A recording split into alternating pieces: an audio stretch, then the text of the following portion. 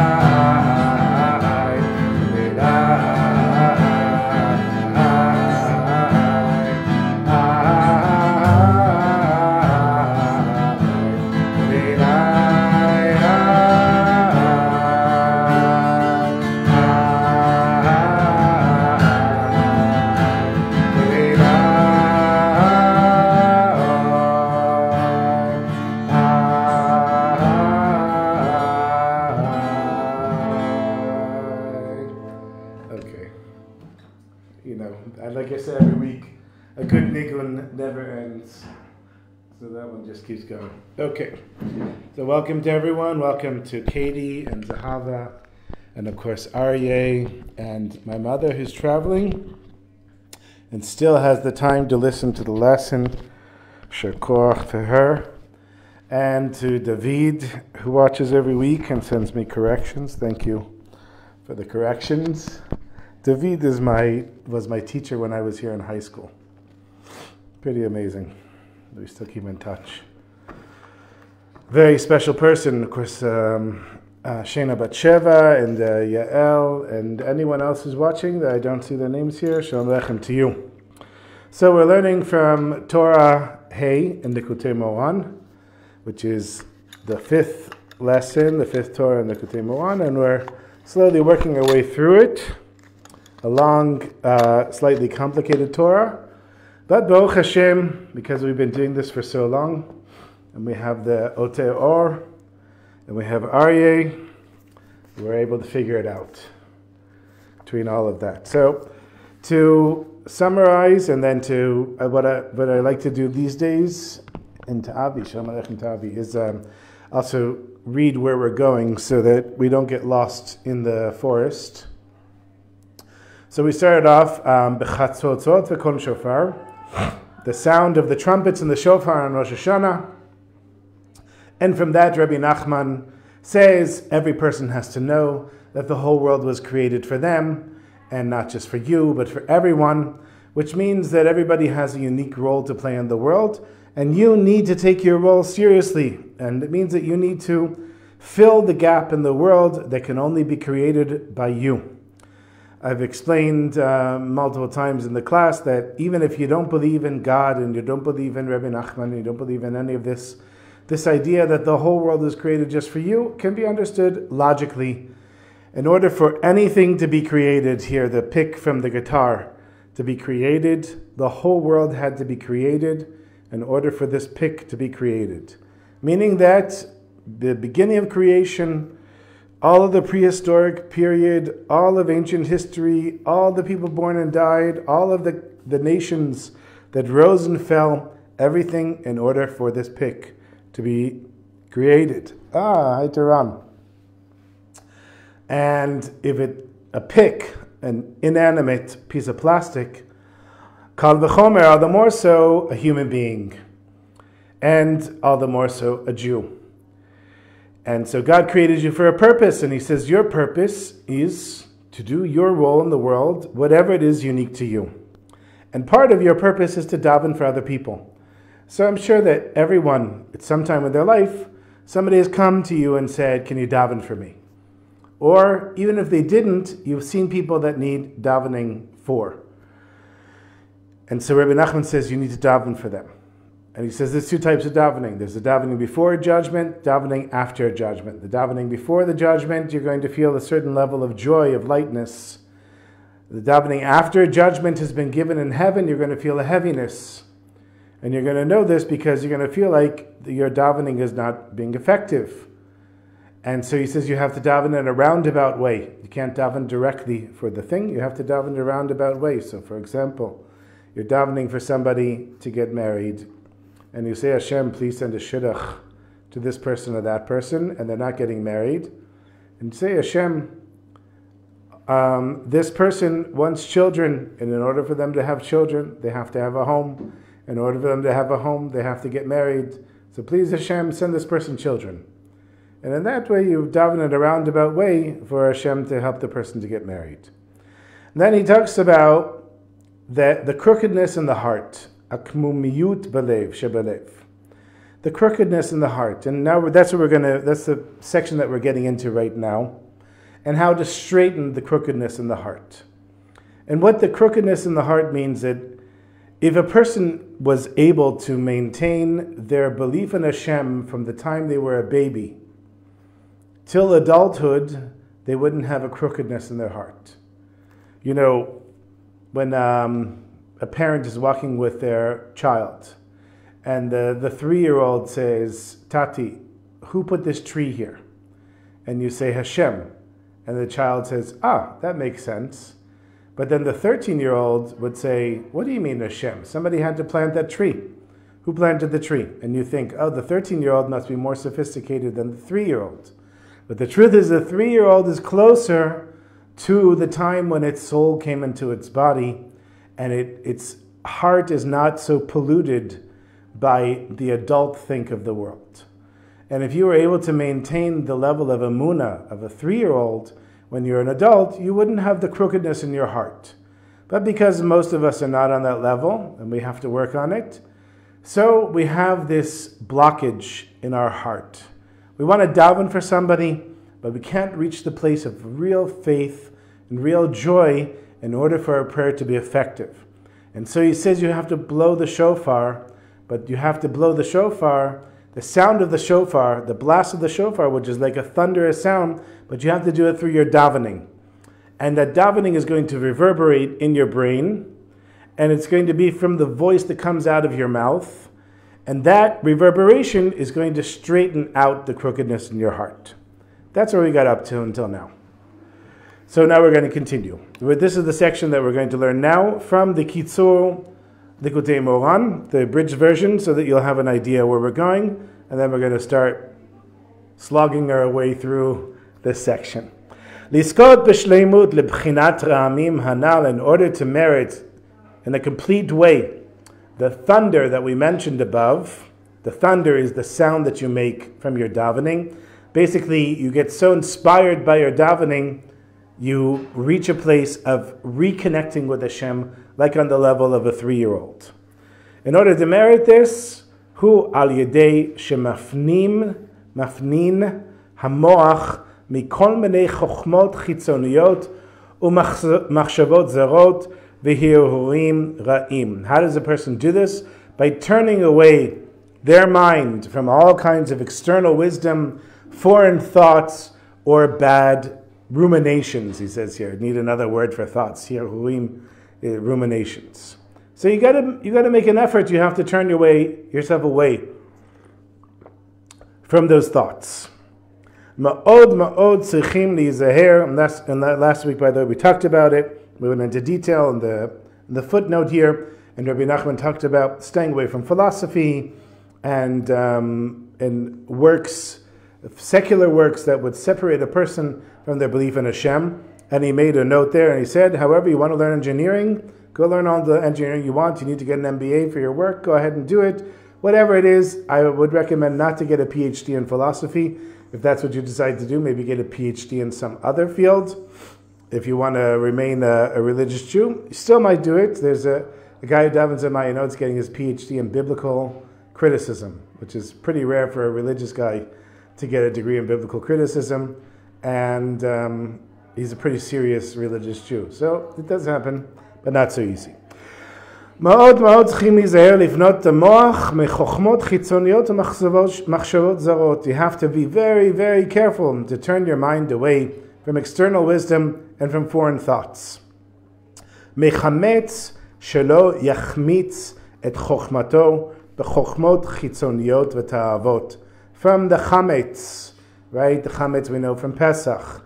So that it will not spoil a person's wisdom from external wisdoms, meaning non-Jewish secular wisdoms, and desires.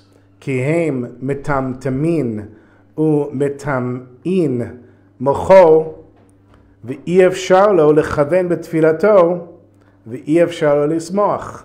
Because they block up a person's mind and they pollute a person's mind and make it impossible for the person to daven with the proper intention and impossible for the person to truly be joyous.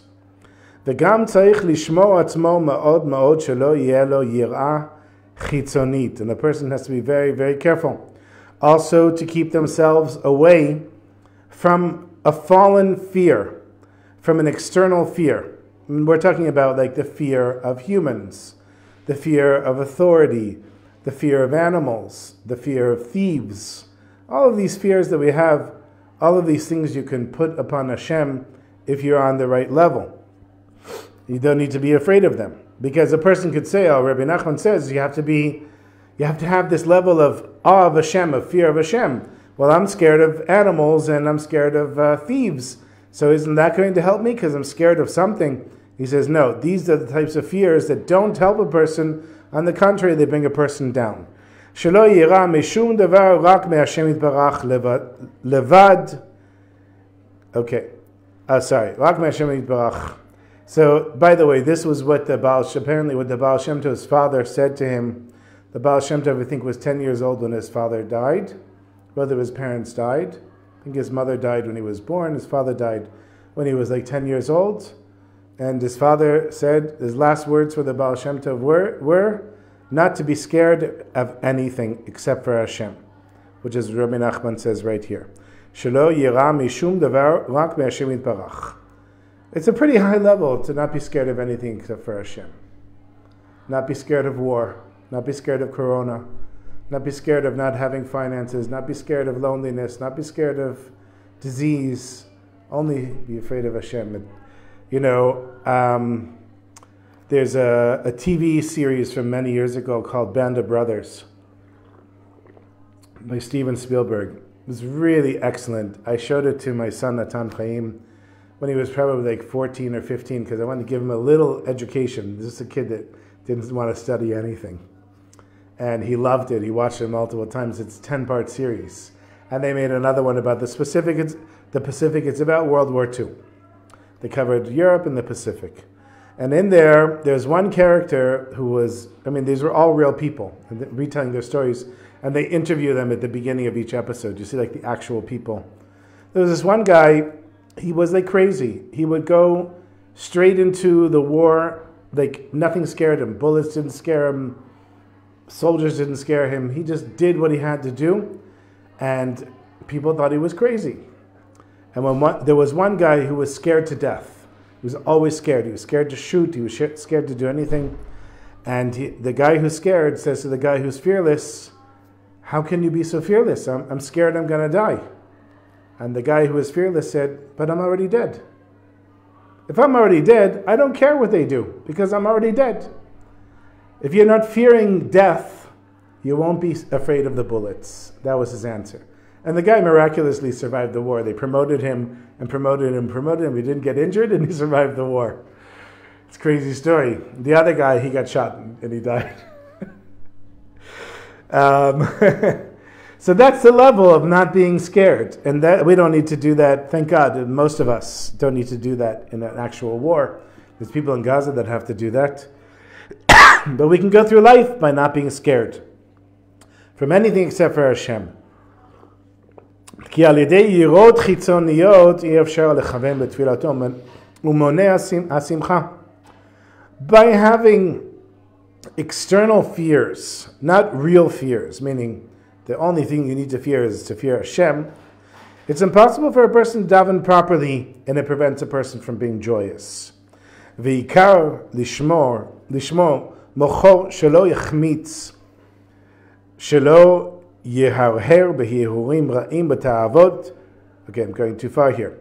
And the main thing is that a person protects their thoughts, that they won't turn into chametz, and they won't confuse a person with confusing thoughts and ta'avot and desires, shem b'chinat chametz, shehu sitra demota, which is an aspect of chametz, which is from the side of death.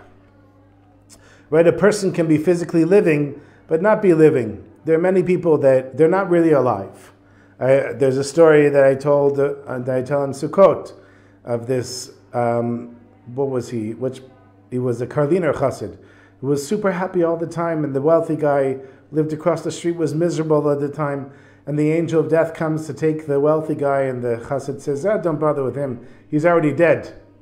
You don't have to take him. He's not even living." Lots of people are like that, and so if you get into this place where you're scared of everything, you're getting it from the side of death. Meaning you'll be dead while you're alive. V'tzarich lig'or be'elu hamachshavot she'im sitra demota, and a person needs to drive them out of his mind, out of their mind, these thoughts that come from the side of death. Shehem mesitra demota, sitrin acherin, from the evil side of the evil energy in the world, ulegaosham b'da'ato umachshavato, and to push them out of a person's thoughts and their way of thinking. Now, what's important here is that there has to be an effort. This is not going to happen on its own, and it has to be something that you're vigilant about. When these thoughts come in, you have to push them away. You have to just tell them, listen, I am a chassid, I'm a student of Rabbi Nachman, and Rabbi Nachman says that I need to be joyous, and thank you for your very negative thoughts, but I'm not interested in hearing them. Like that's what I would say if these thoughts came to mind, when they do come to mind. Shelo yitkarvu alav, they shouldn't come close to a person. V'lishmo atzmo ma'od, shelo yikansu b'mocho elu hamachshavot chas v'shalom. Person has to be very careful to not allow these thoughts to come into their mind, God forbid. V'gam tzarich l'shatef ha'ava im ha'yir'ah. You also have to bring together love with fear. V'az daika yuchal lezekech mocho she'yitparel b'kavana gedola v'chol ha'kochot. And then when a person mixes love and fear together, they're not just scared of Hashem, they also love Hashem. Then they'll be able to purify their mind. They'll be able to daven with the proper great intention, with all of their energy, ad shetiyeh tfilato b'chinat ra'amim, till the point comes that your davening can be like thunder. Then through this a person merits to be joyous, as mentioned above. Okay, so that's covering probably the next few weeks.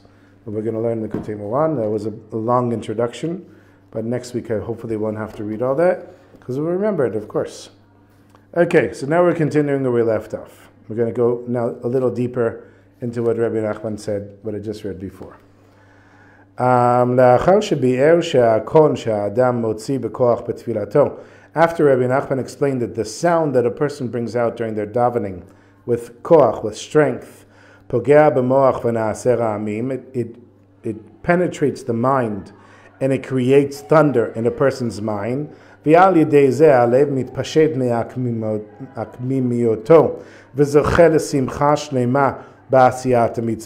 then the heart is straightened out from its crookedness, and a person merits to be completely joyous in doing the mitzvot.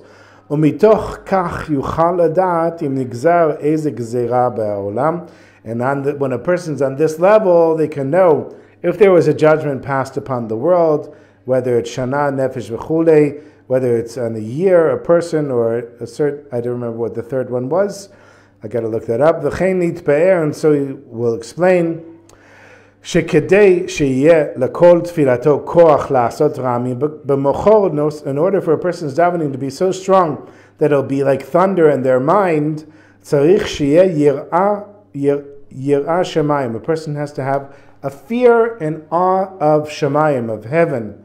Heaven meaning Hashem. אשר דבריו נשמעים ונעשים רעמים, so that a person's words are actually heard by themselves and creates this thunder. Person, now he's going to explain that a person has to be very careful of fallen fears. That is the other types of fears that a person has. That also bring out sounds. But these sounds are not going to make thunder that's going to help you. וגם צריך להיזהר, and a person also has to be careful, מהכוחות חיצוניים, מחוכמות חיצוניים ותאוות, from external secular wisdom and from desires, הסותמים את המוח שלא יוכל לבצר בו רם, that block up a person's mind in such a way that they won't be able to make this thunderous sound. We're talking about somebody that if you say to them, somebody comes and says, God forbid something really bad happened to them, and you say, well, daven. And they say, no, davening won't help. Here, I just had a thought. When the war started, my wife, she's still trying to figure out how to help with the war, but in the beginning it was like really full on. She was doing, I think, a little crazy stuff, but she was doing everything she could. Like any volunteer opportunity that came, she did it, including taking care of babies of a mother whose husband was a miluim, and she had like twins, and Noga went and took care of the baby so she could rest, like anything she could find. So she went with Shabbos candles on Friday to the Chamal, the warehouse over here that was next to Jar Bachar. In the beginning, Koach Kaplan, that's what they call themselves, the Kaplan force that was protesting, and Achim Laneshek, brothers in arms that were protesting against the government, all the protests that were going on before the war. They decided they're going to now supply the soldiers with all the stuff, and they apparently did an amazing job. And so Noga went there to hand out candles for Friday night. And she goes over to this one woman, and several women took it, and I remember she said to me, there's this one woman like covered in tattoos, and she thought she's never going to want candles, but she was really happy to take them. And she goes over to this one other woman and she says, would you like candles for Shabbos? And she says, no, that won't help. We just need more stuff for the soldiers. Davening doesn't help. So no good, just let it go. But that's what we're talking about here. That's the crookedness in the heart. And you don't have to be a secular person to say that davening doesn't help. Religious people can also say that davening doesn't help. Just because a person dresses a certain way and behaves a certain way doesn't mean that they actually believe in what we're saying here. And the other way as well. A person that doesn't dress like a religious Jew might have complete faith in Hashem. I mean, we don't know. That's why you don't know what's in a person's mind. Okay, let's continue. אבל צריך לפנות את המוחין, את שכלו ומוחו. Person has to turn away their thoughts and their mind, מחוכמות חיצוניות, חוכמות הגויים, from secular wisdom. And when we say secular wisdom, we're talking about simply what I said. Logic says that davening makes no difference. Oh, my situation is so bad, no amount of davening could ever change it. That's what we're talking about. Machshavot chitzoniyot, because that's not the thought of a Jew. For sure, not the thought of a chassid. Extra lebedik outside today. There's a shiur in the background. Okay, that's from Yael. Okay, Baruch Hashem. And welcome to Chem. Chaman stands for... thank you. Cheder Milchama. Very good. Learning. Okay, continue. So the person shouldn't get to the point where they say that davening doesn't matter, no matter what. I forgot the phrase in Hebrew. What it says in the Gemara, that if a person has a sharp sword at their neck, they shouldn't say that there's no hope. They You should never give up hope. Even at that moment, you just never know what's going to happen, and you should always be asking from Hashem. Umachshavot zarot shel ta'avot, and foreign thoughts of desires, meaning unkosher desires.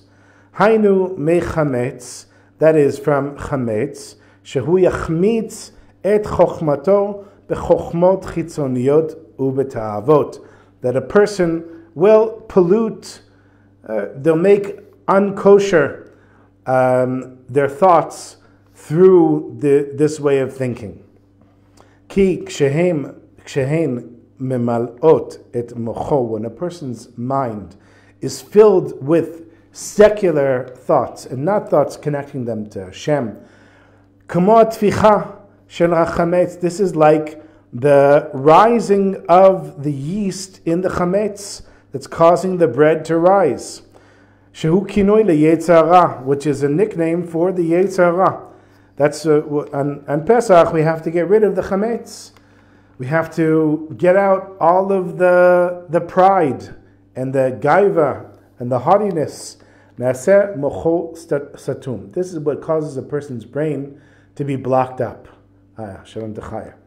V'lachein tzarich lizeher shelo yachmitz et mocho. So be careful. Just like we're being careful with the matzah, that it doesn't become chametz, and just like we're cleaning in our house to make sure that there's no chametz, so too you have to clean your mind and keep your brain clean of the thoughts that it has and what it's thinking as well, so that it won't become chametz. Kedei sheyotzi et hakol b'koach b'shat tefillah v'yifga b'mocho, so that when a person davens, they're on such a level that their brain and their thinking is so connected to Hashem, and it goes like through your whole body, not just the brain but also the heart. So that when a person davens, the words that come out, they hit the brain. V'yitaved mimenu yaseh me'akon sham b'moach ram, and then it's going to hit the person's brain, and it's going to make like thunder. It's like lightning and thunder is going off. And it's going to straighten out. It's going to straighten out the crookedness in the heart. Aval shegal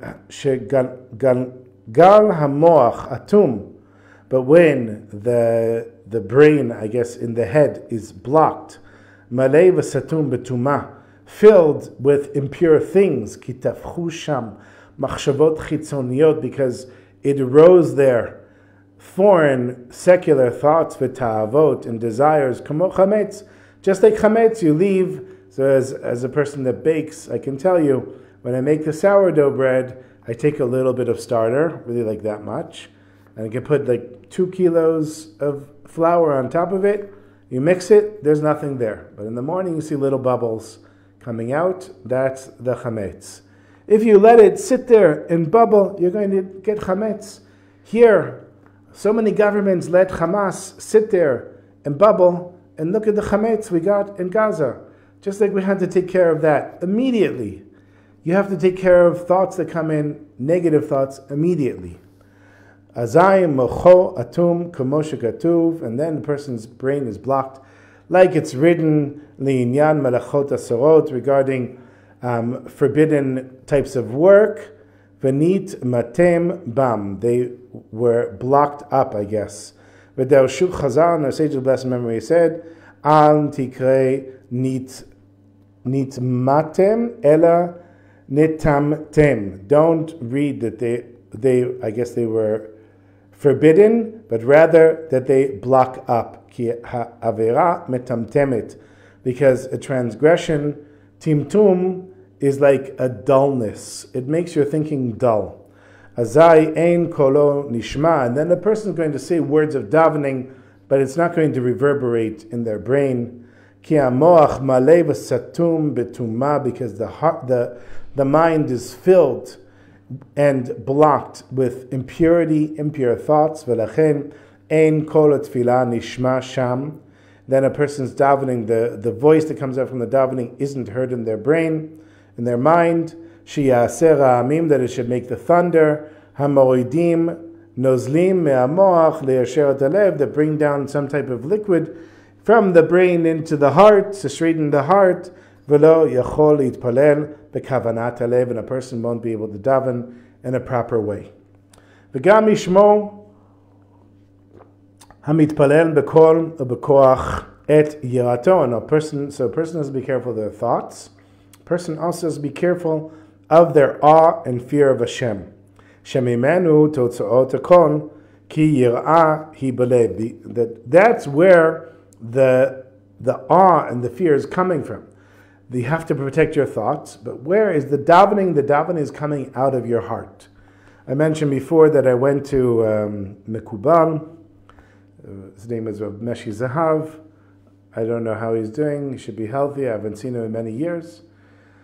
When I went there, one of the first things, he was like making an impression on me, because apparently, and he said, I see you're a chazan in a shul. And he said, no, you're not a chazan, you're a baal tefillah. And he says, you don't have one of those big voices, you sing from your heart. I said, and then he was like, the more he got into it, he's like, wow, davening there sounds amazing. How far away is it? I said, it's in Achlau. It's like, too far for me to walk. He said, but I can. He said, I could see the davening Friday night. He said, the walls and the floors are shaking, and that looks like an amazing place to daven. But the point being, and it is, I mean, I could just tell you, the walls and the walls don't shake, the floor shakes. And it is an amazing place to daven. It's not because of me, it's because of everybody that comes there and we daven together. I'm just the prayer leader. I'm like the windshield wiper, keeping the rain off so we can drive straight. But the point that I'm trying to make here is that he said, you daven from your heart. And that's really where the davening comes from. And that's where, when Rabbi Nachman says, when you daven so loud that nobody can hear you, it means daven so loud that no one can hear. This loudness is coming out of your heart. The davening is going to come out of your heart. But in order for you to reach that high place of davening, you have to have a clean and pure heart. And if it's filled with foreign thoughts and with all kinds of desires, then you're going to have a hard time davening. So from the heart comes out the voice that comes out through the vocal cord, through the larynx, if that's how you say it, hakaneh, she'oseh lebasov ram b'moach, that makes this thunder in the brain. Kamo shekatuv, as it's written, v'ram givurotav, and ram, thunder, is Hashem's gevura, his strength, his stringency. Shehakol magia me'agvurot, that this person's, the voice is coming from gevura. Miva'ar le'il, as it was explained above. Ksheyesh la'adam yirat shamayim, when a person has a fear of heaven, shezoi b'chinat gevurot, that this is an aspect of strength, stringency, toughness. Azaya kol magia me'kolot, then this daven, the voice is going to come from the place of gevura. ולכן צריך להיזהר שלא יהיה לו יראה חיצונית. And so a person has to be careful that they don't have an external fear, פחד מדברים חיצוניים, a fear of external things, כגון מחיה רעה, for example, from a wild animal, listim, from thieves or robbers, וכולי. שאז הכל אינו בא מגבורות קדושות, then a person's voice is not coming from holy stringency. Sheken rak yirah shamayim dvarav nishma'im. It's only when you only have a fear of Hashem that the words are going to be heard. She mikolo naasim ra'amim. From those words is made thunder.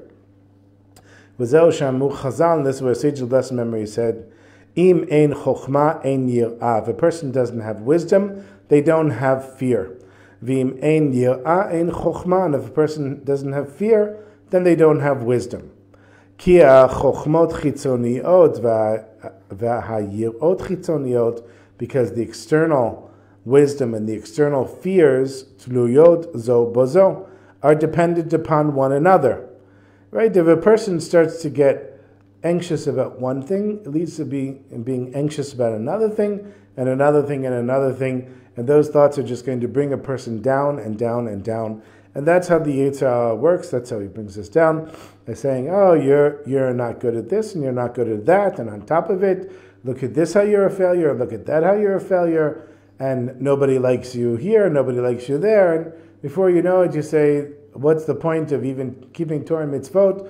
I'm such a big failure. I might as well go eat a big piece of chazir and drive a car on Shabbos. And what's the difference? And one day you find yourself in this really bad place and you say, how did I get there? I used to be so holy. And the way you got there was allowing these external thoughts and these external fears to come in and corrupt things. I saw it I've seen it with very specific people that I know personally that went from being in one place to another and they didn't even realize that they were getting there. You know, Rabbi Nachman talks about a person being kicked out of the land of Israel.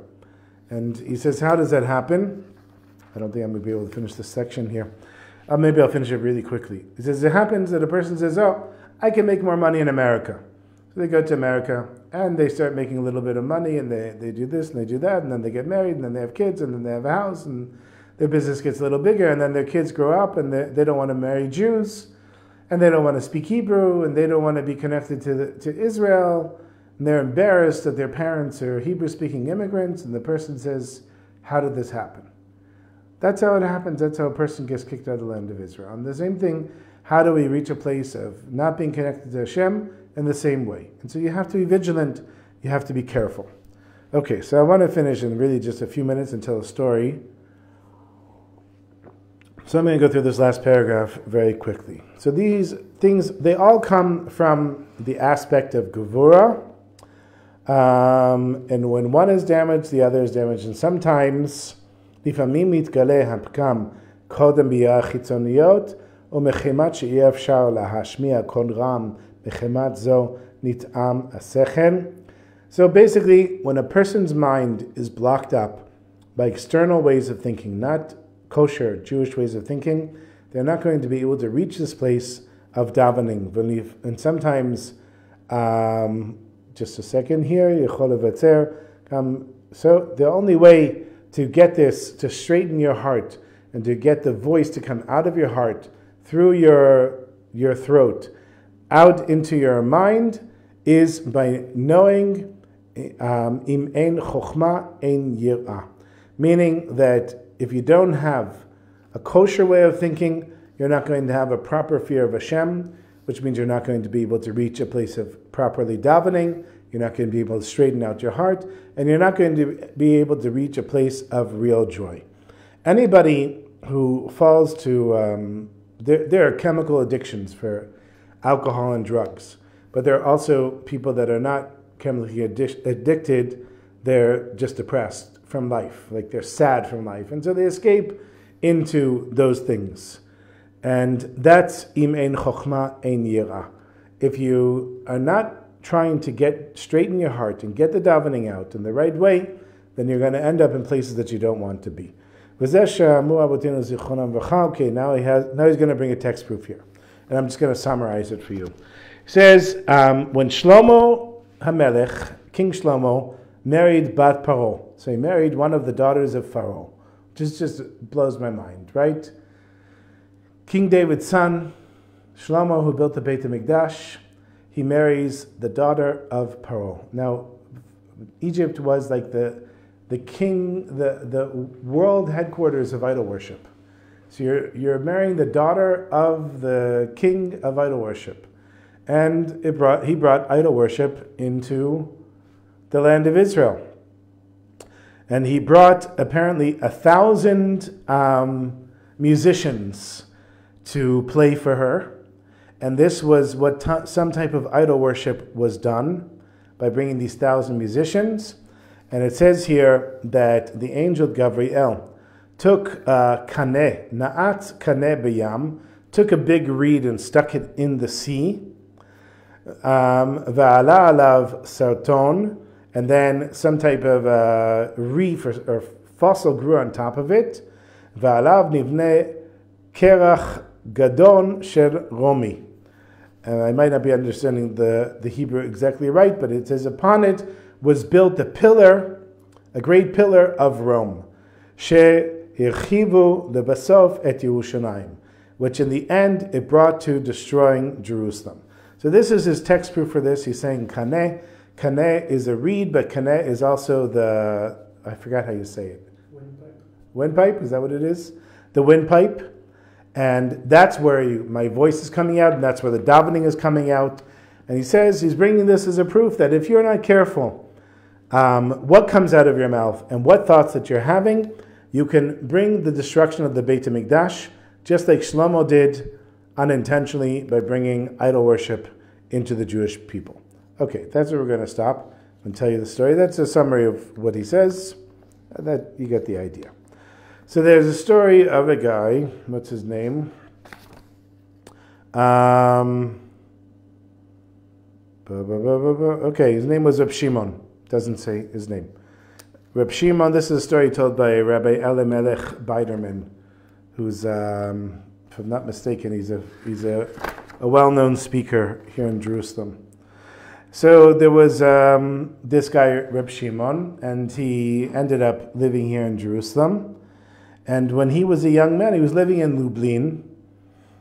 And once his teacher came into Cheder, and the teacher would normally, after testing the kids, would bring candies. But one day he didn't have enough candy, and the kids were a little disappointed. So he said, instead of candy, I'm going to give you a gift. I'm going to give you a wonderful segula. A segula is like a meritorious thing, that an enabler, a catalyst. It says you'll always be successful and you'll have a tranquil life.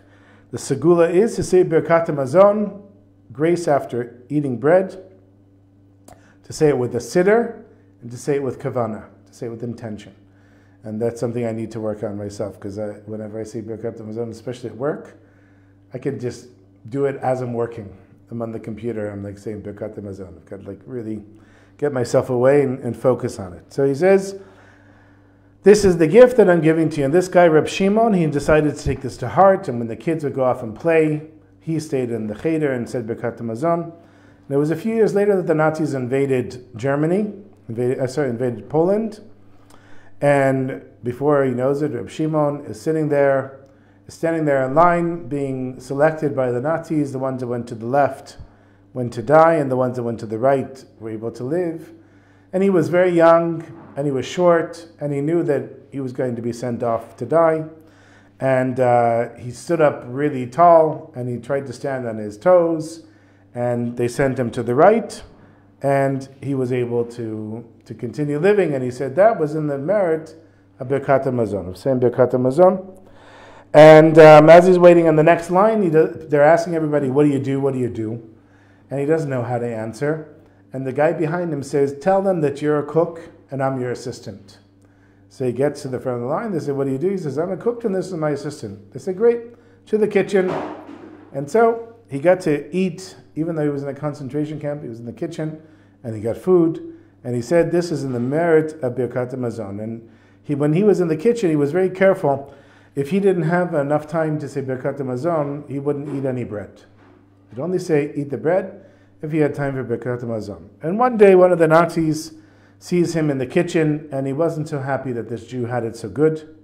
And he says, what are you doing here? And he says, I'm a cook. So the Nazi decided to torture him a little bit.